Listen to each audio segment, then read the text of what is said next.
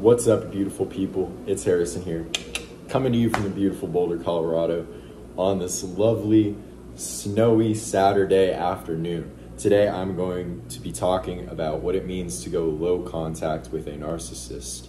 Now, going low contact with a narcissist is not always possible. A lot of times, there are functional reasons why we need to stay in contact with a narcissist, and it's because many times they're family members of ours, many times we have leases with narcissists, we have obligations with them that can't just be stopped, especially when it comes to co-parenting with one. It's not always a financially feasible option to go no contact. For that reason, it's good to know what to do to maintain a stable and feasible communication with a narcissist. Now, essentially, the most important thing to keep in mind when communicating with a narcissist is any kind of emotion you express to them will be weaponized against you. So, for that reason, it's good to keep emotional interactions or any kind of discussion about your feelings to the side. Keep it merely obligational, very businesslike, and very cordial.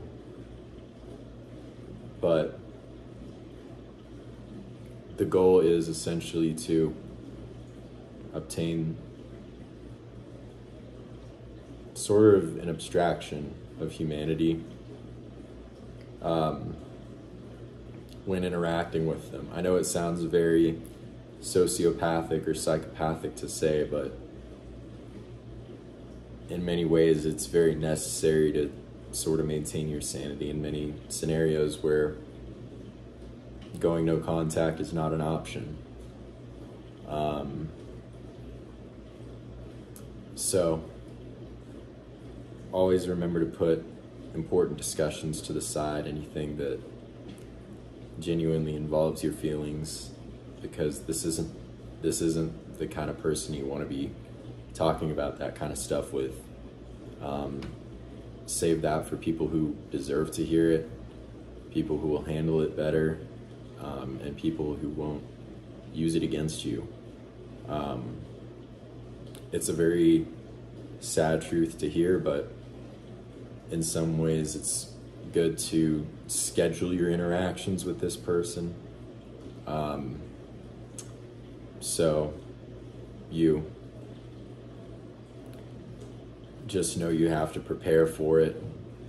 For instance, if it's the day that rent's due and you need to discuss your lease, set a time every month when rent is due and just prepare yourself for an interaction with them, because it does take a lot of emotional endurance to endure a conversation with them. So just think of it as a bit of a chore, a bit of an obligation, but something necessary for either your financial situation, your family situation, whatever. There are many scenarios where going no contact is not possible, and it's not economically feasible, it's not, feasible in some way or another. So for this reason, sometimes it's good to have a strategy in place for when it is absolutely necessary to contact a narcissist, what kind of things to leave to the side, what things not to discuss, how to prepare for it mentally, emotionally. All of that is great to take into account before you really want to begin structuring one of these interactions, let's just say. I know I use a very kind of affected vocabulary on here sometimes, but it's just sort of the business-like way of dealing with these people.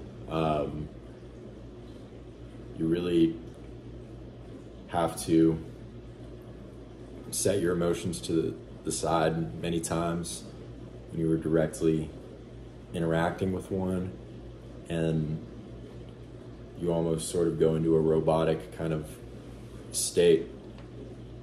And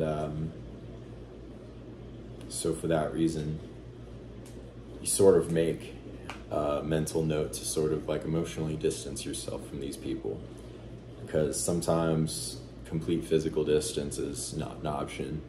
Sometimes you see them at family gatherings, sometimes whatever. There are reasons you have to interact with these people, and it's great to know that there are options to save your own personal sanity when communication with them is necessary. I really hope that this video has been helpful. Hope you have a wonderful rest of your day. This has been Harrison. Peace.